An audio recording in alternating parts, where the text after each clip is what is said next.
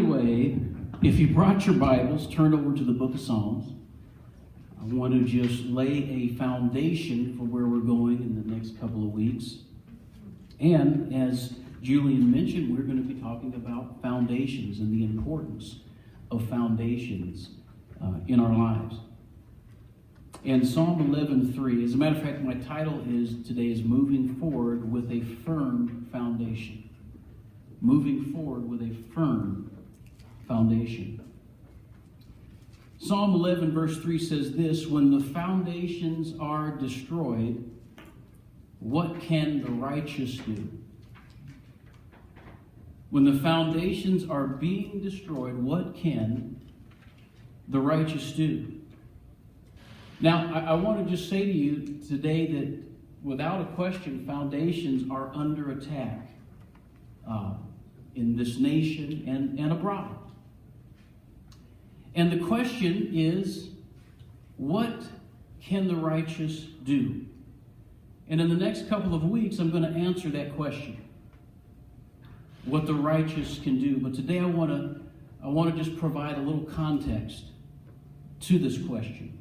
And let me begin by saying that if you read from the beginning of this psalm, you'll realize that David is responding to a hopeless speech from his friends, kind of like Job in Job's situation. Some of you know the story of Job, and he went through some difficult times, and he had a set of friends who tried to direct him and correct him, and they had many assumptions as to why he was going through the things that he was going through. In this scenario, that as you read it and study it, you see that David's responding to the hopeless counsel that his friends are giving to them. And they're giving him this hopeless counseling based on their observance of his situation. He's in a bad place. He's not under, if you will, the blessing. He's not walking in the blessing, if you will. They're looking at his circumstances and saying certainly something is wrong. And they might as well have said, I think that, you just need to throw in the towel. God has abandoned you. How many of you here have ever been in a situation, or maybe situations where you feel like, where is God? Where is He in this scenario in my life? I mean, you've had the question, and I think we all have to be honest with ourselves and say that maybe you have moments where there's a question mark. Have you ever had a question mark about what God is doing? Is He doing it? Have you ever felt like maybe He's abandoned you? And David, David obviously wasn't a perfect man, but I do want to appeal to everybody here to let you know that he's the only one that Scripture records was a man after God's own heart. But he made a lot of mistakes, a lot of blunders. And even David, and the reason why I'm mentioning that is because even David had questions. He says, where is your mercy? Have your mercies failed for all time? Where are your former loving kindnesses? Where are you, God? And so it's okay, ladies and gentlemen, to be human and to have those moments and those question marks. Nevertheless, David would always return to this place of, nevertheless, I will trust you. I don't understand what I'm dealing with. I don't get it. I don't know why. I don't know what the end game is. I don't know what the plan is. It doesn't feel good. I don't like it. And I've got questions in my mind, but I trust you because you are God alone, and you know the beginning from the end. And so David now is, he's one of those guys that had a lot of faith talk. He was the guy who was going through something bad, and he would probably say to his friends and others around him that don't worry about it, God's getting ready to do something. And even to such an extreme that his friends are saying, come on, man. Come on, look at you. And you're still talking this craziness. And because it seemed like he was at this place of no return. And so his friends really in this context are saying, head for the hills, wickedness, if you will, watch this, wickedness has won the day. So what's the purpose? Throughout history, there have been seasons or epochs in time where it seemed as though wickedness won the day. And in those moments, that's when you're really, really tested. Where do you stand? Where do you line up? And so even though his friends are saying, head for the hills, wickedness has won the day, forget it. Yeah, you used to dance before the Lord with all of your might. Yeah, you experienced his blessings. Yeah, you experienced a lot of exciting things, but it's over. It's over. So give up. But look at what he says in Psalm 11:1. David says this, "In the Lord I take refuge." Then he says this, "How then can you say to me, flee like a bird to your mountain?" In other words, I'm not going anywhere. In the Lord I take refuge. And no matter what's happening around me or what's even happening to me, I am taking refuge in him. And no, I don't get it, but I get him. And I have him. And he has me. So no matter what I'm facing, I'm not abandoning the faith. I'm not taking off. I'm not leaving God. I'm not leaving the church.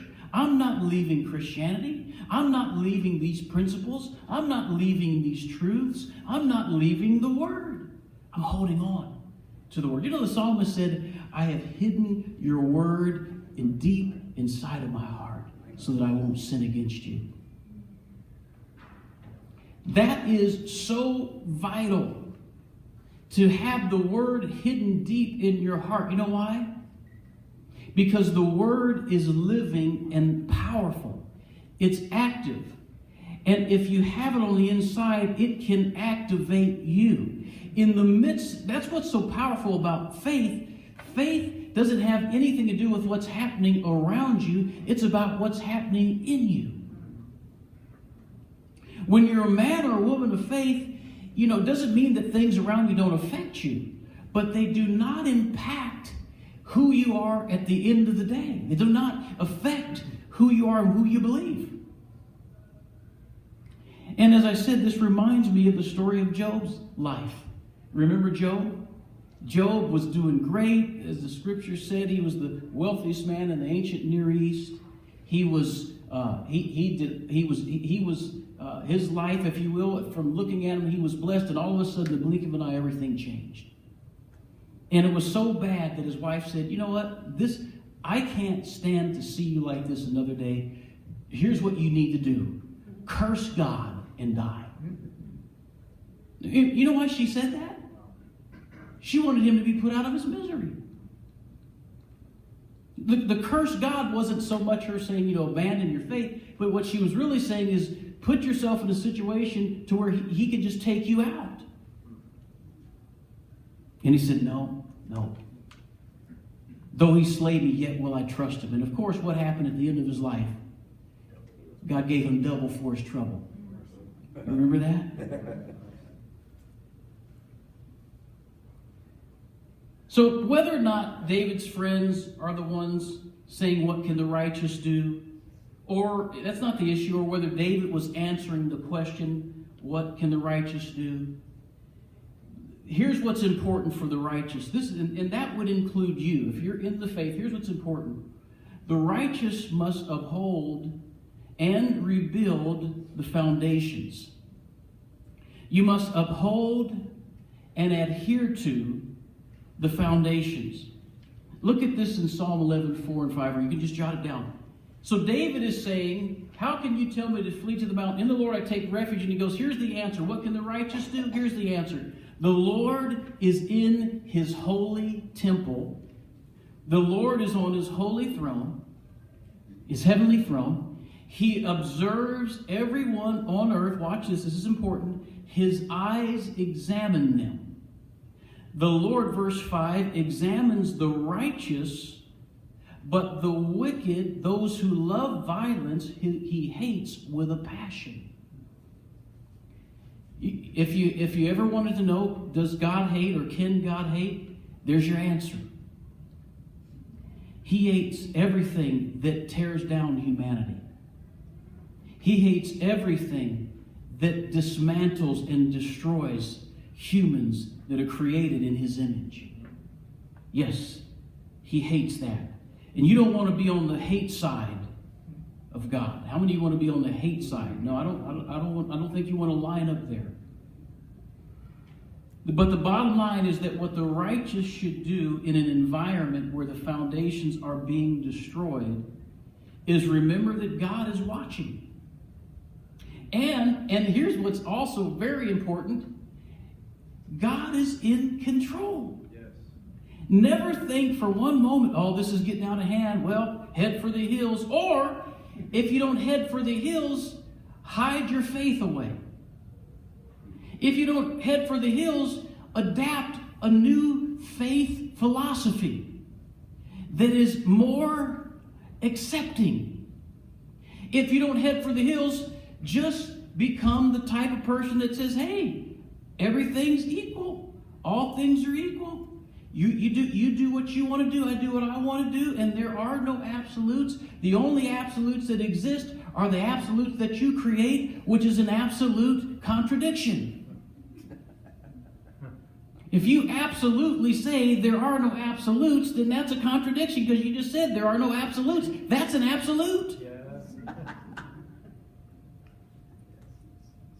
But what we need to do as believers is don't forget God's looking. He's watching. Do you know that when things are compromised, when truths are compromised, when foundations are challenged, you know what God is doing? He's watching. He's watching to see how you and I will respond. He's watching. He may be back a little bit. You may not be able to see Him. You may think that things are out of control, but they're not. They are well under His control. The question is do you trust Him? What is the quality of your faith? And by the way, the quality of your faith can only be tested in heat.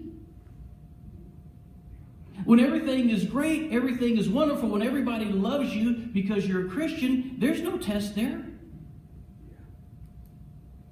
But when all of a sudden there is a challenge or there is an attack against you for a set of values that you espouse, then that's when we find out who you are. And so God just steps back and He watches. Let's see how they handle this one. Am I God? Am I Lord of all? And Lord over all? And Lord all the time? Or just when things are going well? Here's 2 Timothy 2:19. Watch this. It says, nevertheless, God's solid foundation stands firm. Sealed with this foundation, this inscription. The Lord, watch this, the Lord knows those who are His. And everyone who confesses the name of the Lord must turn away from wickedness. God's solid foundation stands firm. Nothing's changing. There's not a new level of grace given to you that hasn't already been given. There's not this new space that you can walk in because you have a special relationship with God. There's not this new space that you can walk in because you have a different interpretation of God. It's the same. He's the same. He never changes. He's immutable. His solid foundation stands firm. And anybody who confesses the name of the Lord must turn away from wickedness. Now, so what does that mean? What am I saying to you as we get started in this? I'm saying to you, don't lose control of your firmness in the things that God has instituted. Don't lose control of that. Don't be swayed by popular opinion. Don't be moved by what the majority espouse. You better line up with God. I don't know, at the end of the day, see, it's easier to ride the wave when the culture's going in a certain way and you don't want to go against the grain or cut against the grain. So either you just ride it or just be silent as you go along. But I promise you, the moment will come in all of our life where there is a challenge. How do you see it? And will you stand? Now, I want to just talk about one thing in particular today. We're gonna visit some vital foundations that have always, to some degree, been under attack, but they are certainly under attack today. So today, I'm going to just give you just a couple of quick thoughts, and this will be very short and very simple. But I want to talk to you about the foundation of morality for just a moment. Now, what caused me to go there and to go to this place is I was thinking last week, I just had this thought about, and you just heard Julian talk about, he's a man who, a construction company owner and somebody who's done construction for years and years. So he understands that when you lay a foundation, and because of the checks and balances of our system, they come in and examine foundations and structures to make sure that they're safe for other people. But I began to think about people, and even more specifically, even young people's destiny and future and their life, and not just in everybody's life. And it dawned on me of how vital foundations are. And in anything in life, and there are some people who get this. Now, we all want to be safe in a structure, right? I mean, you may not be going around and examining the walls and the foundations and all of that stuff, but I think all of us would say, I want to be safe. I want to make sure that what is being built is going to not only last, but preserve life, protect life, etc., etc. Foundations are vital. I know people who are that are so serious about foundations, about structure, that there is a deliberate pacing of themselves to make sure that whatever they build is bulletproof. And I think that in our minds, I think that we can all comprehend and understand the importance of having something that, and furthermore, remember, Jesus even said, he talked about a person who builds but is unable to complete because they didn't lay the right foundation.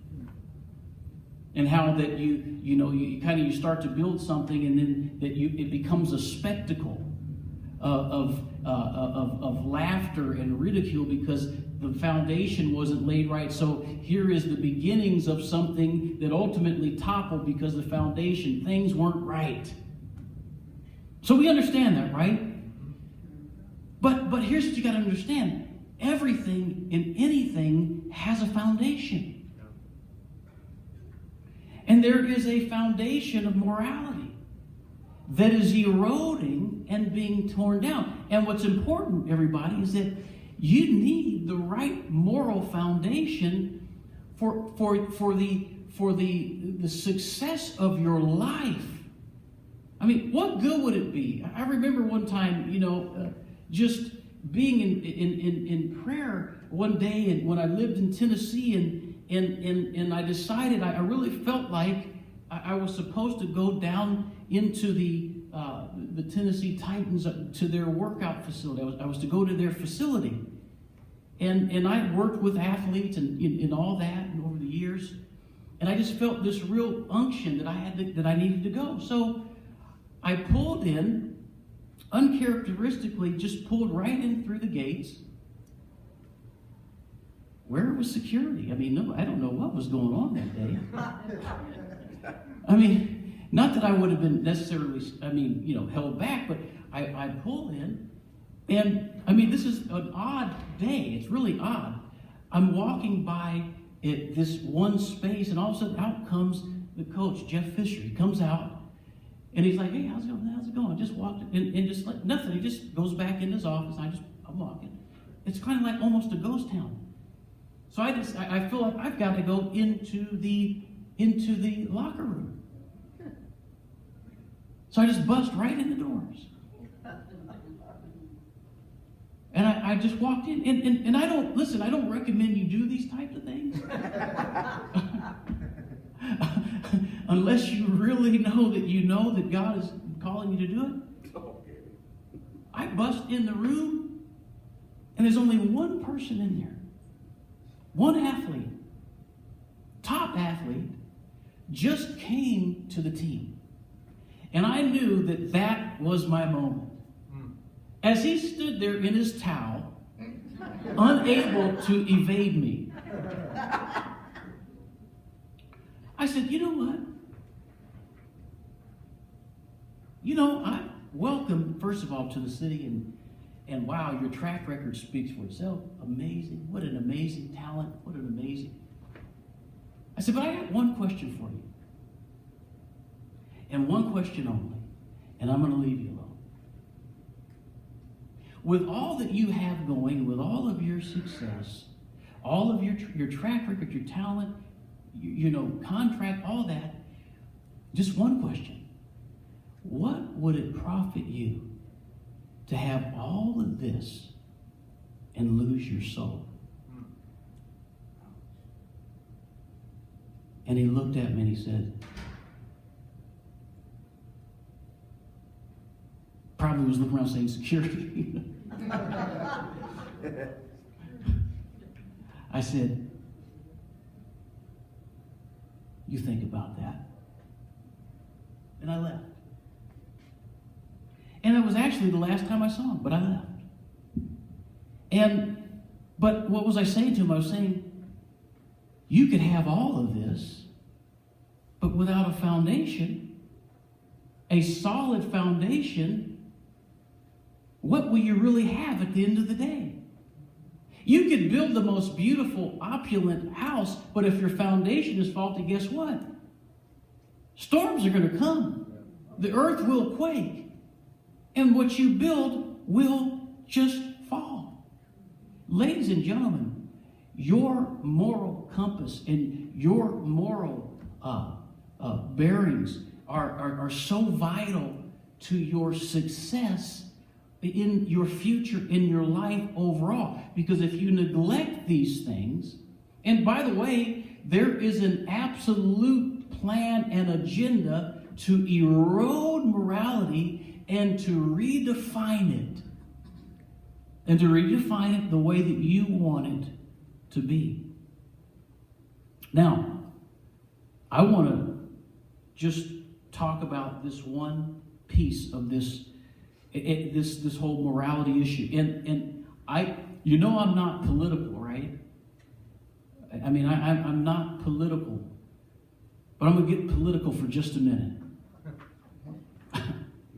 I'm not political, but I'm getting ready to get a little political for you for just a moment. Because I just see something really interesting happening in the world of politics.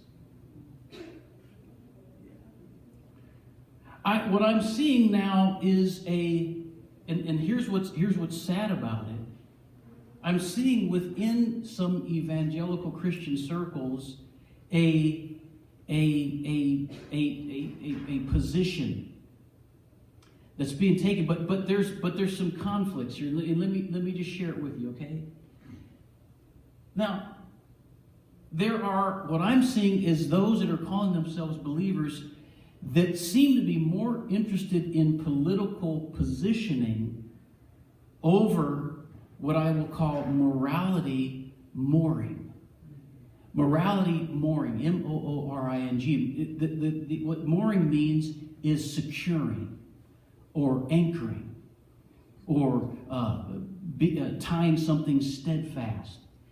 And there's this interesting thing that I'm seeing play out before our eyes in this nation. And I want you to know that the church is missing a vital opportunity.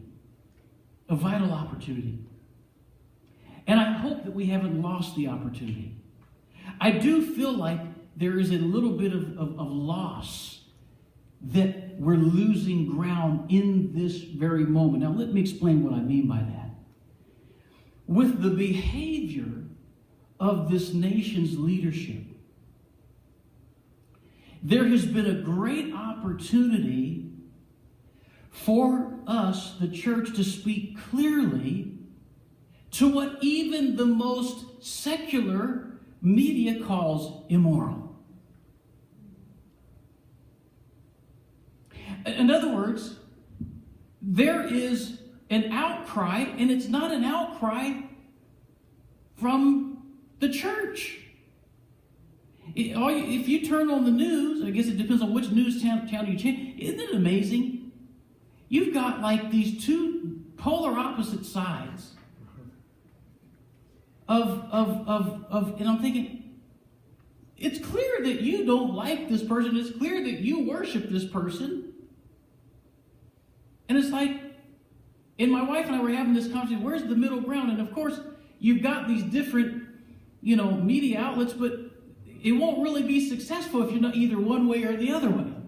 Because most people who would line up here are really passionate about it. Their politics, that's their religion. I've seen more Christians outspoken about politics than they've ever been about the Lord.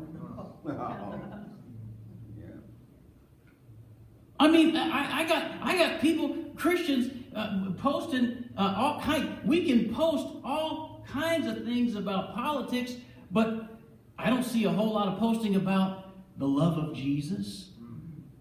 His grace, his goodness, his plan. I mean, you get passionate about this other stuff. Now, don't get mad at me and you might, I don't know where you line up. You might line up here, you might line up there, but that's not the point. I'm watching evangelical leaders that are basically mum on morality, but high on policy. And I'm thinking to myself, wait a minute. I mean, if the culture, no matter what the intention is, no matter if it's all designed to malign or disqualify, no matter what the motivation is, it's an opportunity to speak to it. So rather than be mum about this behavior, call it out. It's just like a good friend of mine says he was on a plane one time. And watch this. This is beautiful.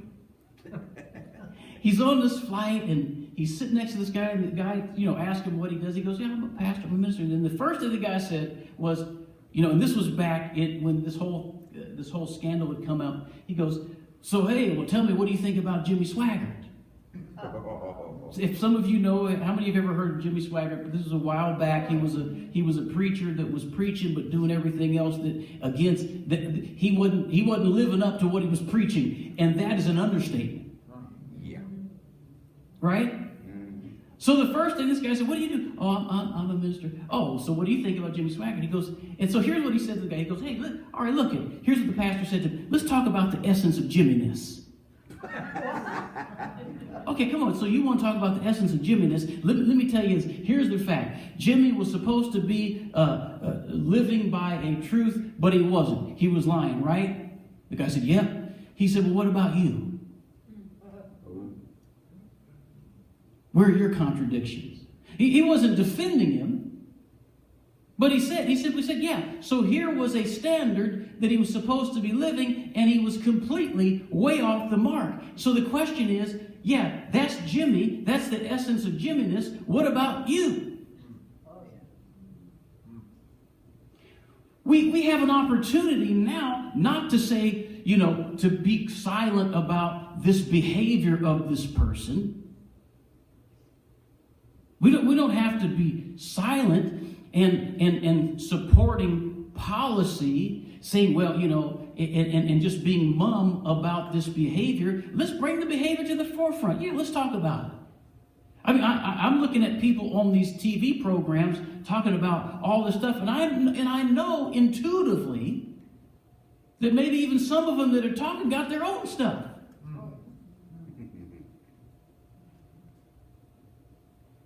I mean, but that shouldn't eliminate the conversation. Let's at least have the conversation.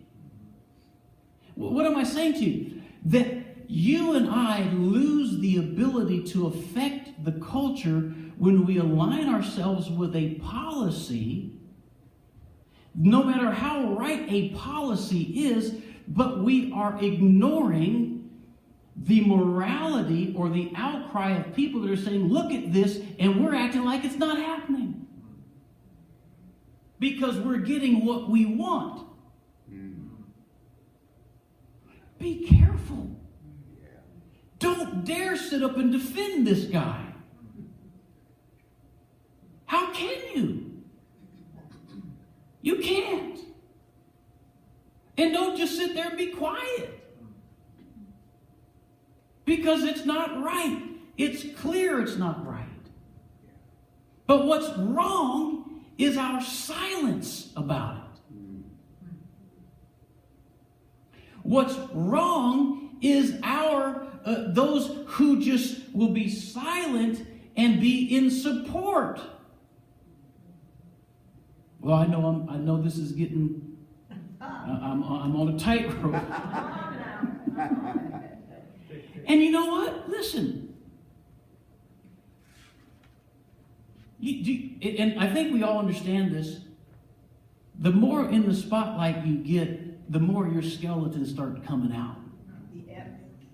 I mean, this guy just happens to have a whole. It's just a whole. My Lord. Listen. But he ain't the only one. That's right. I know we can, measure, stuff. And your measurement may not measure up to his, but you got stuff. Oh, yeah. Mm-hmm. Yeah. Thank God for grace. Yeah. But you only can become a recipient of grace if you're first truthful about it. God's grace is always there, but if you're lying, you miss his grace. So whenever there's a cover-up or payoff or whatever you call it, you don't access grace.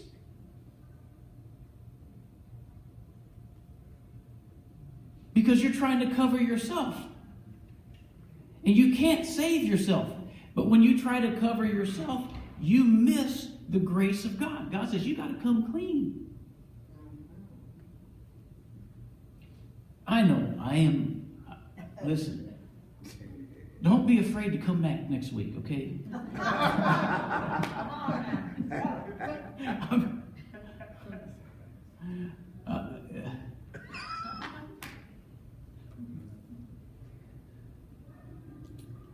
So, anyway, what I'm saying is that we have to be careful, and that's just one piece of the whole morality issue. It almost, hear me when I say this, it almost, and I'm not saying this explicitly or implicitly, that it is immoral to be silent and support something. When you are just trying to get your way, even if your way is a right way. I don't know if I'm making sense. Let me say it again. If I am supporting this because it gets me what I want, even if what the vehicle is messed up and completely contorted. If I just ignore the vehicle and gloss over the vehicle as if it doesn't really matter, that's almost immoral.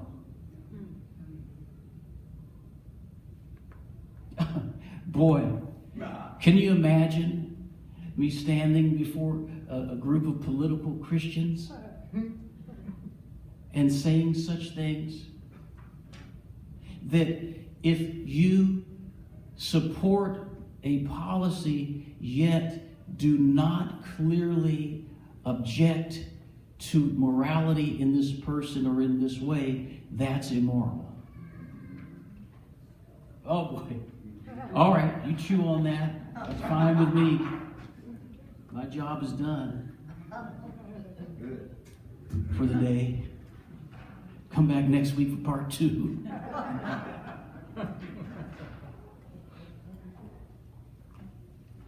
You know, and just in closing, I mean, you know, there's so many factors when you deal with politics and, you know, parties and all that. You know, of course, when it came time to vote, there were Christians on both sides. There were Christians on both sides, no question.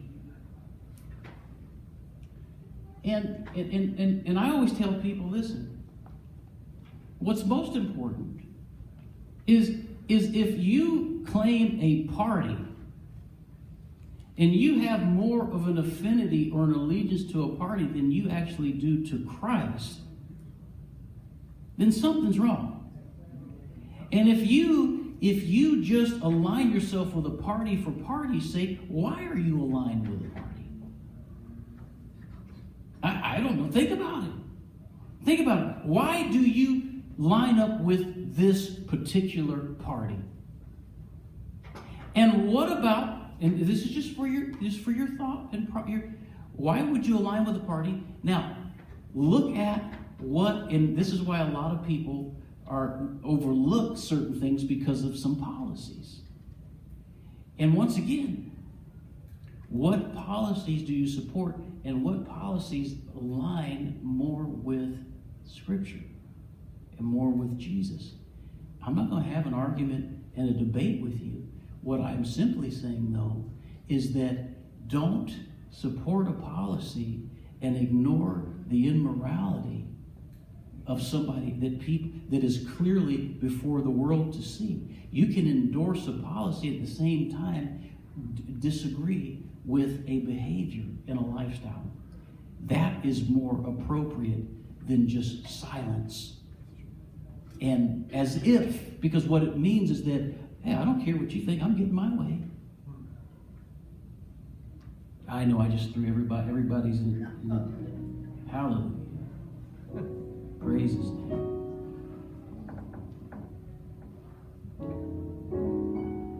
My intention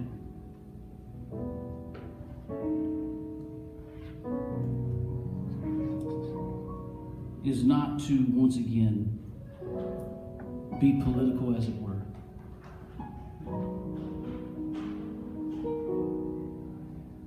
More than anything, my intention is to get us focused in on foundations that are vital.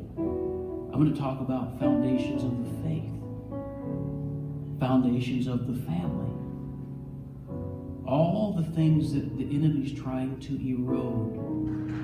We'll talk about all of those things in hopes that we can all come to a place of having a solid foundation so that as we move forward, whatever we build will stand. And guess what? Whatever you build that the eyes of the Lord examines that doesn't line up with Him won't stand. And remember, His eyes are on the righteous. He's watching. Let's pray. Father, we thank you. Pray that you'd bless us as we attempt to recapture and understand the importance of foundations for our lives. Lord, we realize and we know that there are challenges and attacks and all those things. And God, we dare not even admit we dare not even assume that we're perfect. We've all got issues. But the most important thing today for us, Lord, is to line up with you.